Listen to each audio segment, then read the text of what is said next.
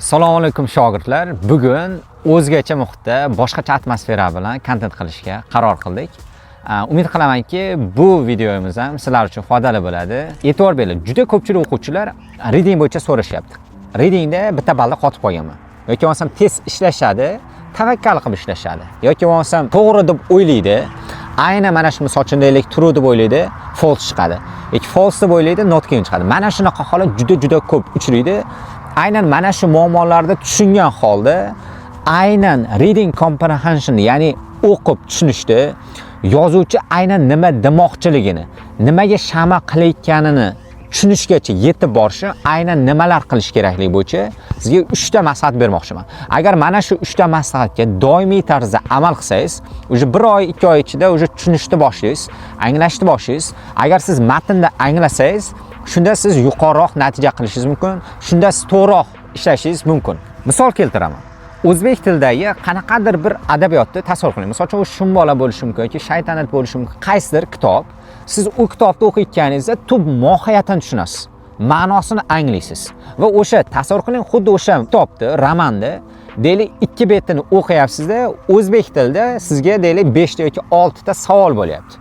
O'sha savolni o'qiysiz.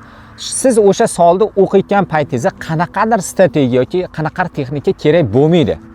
Ya'ni siz o'zbek tilini o'zingizda ona tilingiz bo'lgani uchun birga bir tushunasiz. Ma'nosini anglaysiz, nima demoqchiligigacha tub mohiyatini tushunib o'qiysiz va bajarishingiz mumkin va katta ehtimol bilan deylik 10 ta bo'lsa, 10 tadan 10 ta to'g'ri javob topa olasiz. Endi e'tibor bering. Readingda, ya'ni ingliz tilidagi matnlarni ham siz xuddi shunaqa tushunish darajasiga yetib borguningizgacha qilishingiz kerak bo'lgan bosqichlar bor, etaplar bor. Va ya'ni siz qilishingiz kerak, bajarishingiz kerak, shundagina sizda to'g'ri javoblar soni ortib boradi. Aks holda hech qanaqa texnikalar, strategiyalar sizga yordam bermaydi. Texnika, strategiya qachon yordam beradi? Qachonki sizda general reading yaxshi bo'lsa, tushunsangiz, matnni anglasangiz. Endi bularni qilish uchun sizga 3 ta qadamni tushuntiraman. Birinchisi, graded books'larda o'qish. Graded books bu ingliz tilidagi darajalangan kitoblar. O'zi aslida darajalangan kitoblar nisbatan yaxshiroq, foydaliroq bo'ladi. Ya'ni, misol uchun siz elementary darajadasiz, aynan elementary uchun graded books'lar bor. Xohlasangiz Google'dan izlashingiz mumkin, Telegram kanallardan izlasangiz chiqib keladi. Graded books, ya'ni darajalangan kitoblar. Elementary uchun bor, pre-intermediate daraja uchun bor, intermediate daraja uchun bor, upper intermediate uchun bor, advanced darajalar uchun bor. Endi siz avvalo o'zingizda darajangizni aniqlashtirib oling. Misol uchun pre-intermediate darajadamisiz, aynan pre-intermediate leveldagi graded books'larni o'qishni men tavsiya qilaman. Bunda nima bo'ladi desangiz, siz mohiyatdan tushunishni boshlaysiz. Agar siz mohiyatdan tushunsangiz, sizga hech qanaqa birinchi texnikalar kerak emas, strategiyalar kerak emas va qayta misol uchun imtihon topshirganingizda readingdan balingiz past chiqib qolavermaydi. Endi men tavsiya qilaman, birinchi masala graded books'ni aynan o'zingizning darajangizga mosini o'qing. Ba'zilar misol uchun deylik pre-intermediate bo'ladi, intermediate o'qiydi. Tabiiyki qiyin bo'ladi, demotivatsiya bo'ladi. Zerikib qoladi yoki bo'lmasam tushunmaydi, tub mohiyatini anglamaydi. Yoki bo'lmasam elementary'ni o'qiydi, pre-intermediate darajada bo'lsa, tabiiyki bu ham minusiga ishlaydi, sababi osonlik qiladi, tezda tugatib qo'yadi. Men yaxshi ekanman deb turib o'zida hali over inspiration bo'lib qoladi. Ya'ni kerakdan ortiq motivatsiyasi oshib ketadi. Men tushunyapman, uncha qiyin emas ekan, va hokazo deb qoladi. Shuning uchun aynan o'zingizga mos bo'lgan graded books'larni o'qishni odat qiling.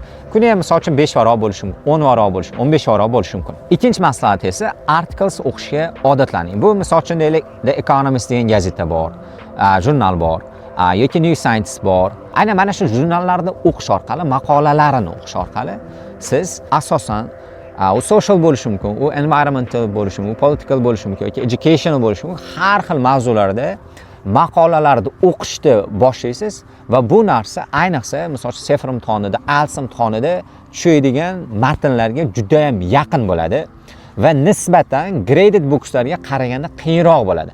Sababi bu artikellar aynan learnerlar uchun emas, ya'ni til o'rganuvchilar uchun qilinmagan, bu native speakerlar uchun qilingan.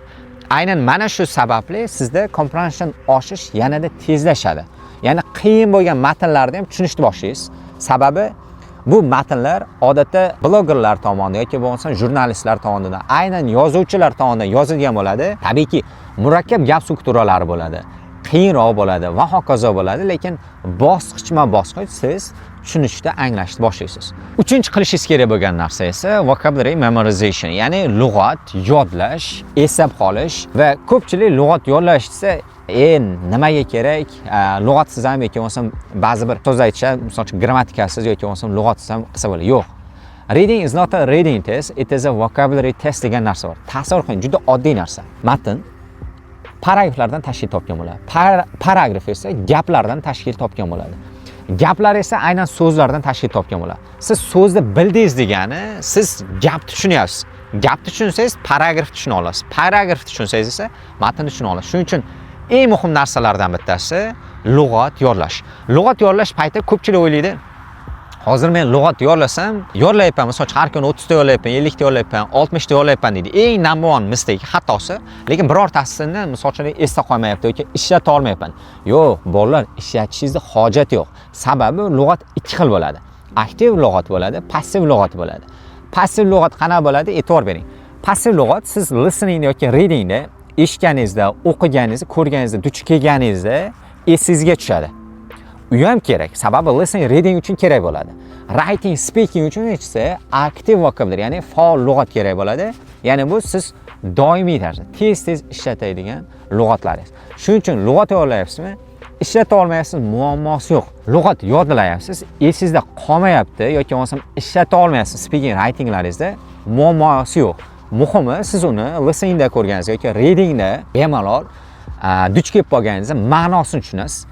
Yozuvchi nima deyotganini bemalol anglay olasiz. Juda ko'pchilik xohlaydi, masalan, parafrazlar qilishni yoki bo'lmasam reading passage'larda matndagi savol bilan, matndagi gap bilan savoldagi ma'no boshqacharoq bo'ladi. Mohiyati o'zgarganroq bo'ladi, lekin shunda chalg'ib qoladi. Va bu narsa sizni paraphrasing skill yetishmasligi. Aynan mana shu uchun ham sizga lug'at kerak.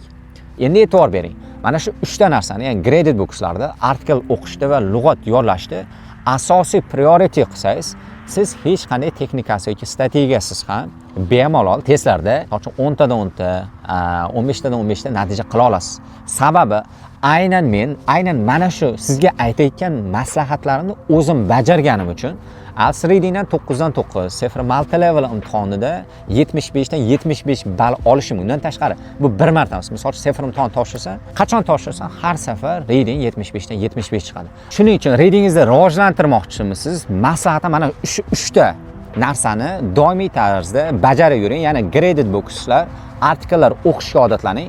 Undan tashqari lug'at yodlang passiv shaklda bo'lsa ham. E'tibor bering, aynan mana shu sizga aytayotgan maslahatlarimni o'zim bajarganim uchun ALS Readingni 9 dan 9 olishimga yordam bergan. Undan tashqari Sefr Multi Levelda 75 dan 75 ball olishimga yordam berib kelgan. Undan tashqari o'quvchilarimda 5-sinf, 6-sinf yoki 8-sinf bo'lib turib Sefrdan bita olishiga va aynan bita olishiga yordam bergan eng muhim skill bu reading bo'lishiga asosiy sabab mana shu 3 ta maslahatim deyishim mumkin. Umid qilamanki, ushbu general readingizni oshirish uchun yordam beradigan navbatdagi video darsimiz siz uchun foydali bo'ldi. Agar yoqqan bo'lsa, do'stlaringizga ulashib qo'ying, like bosing va reading bo'yicha har qanday savollaringizni izohlarda yozib qoldiring va Telegram kanalimda bunga javob beraman.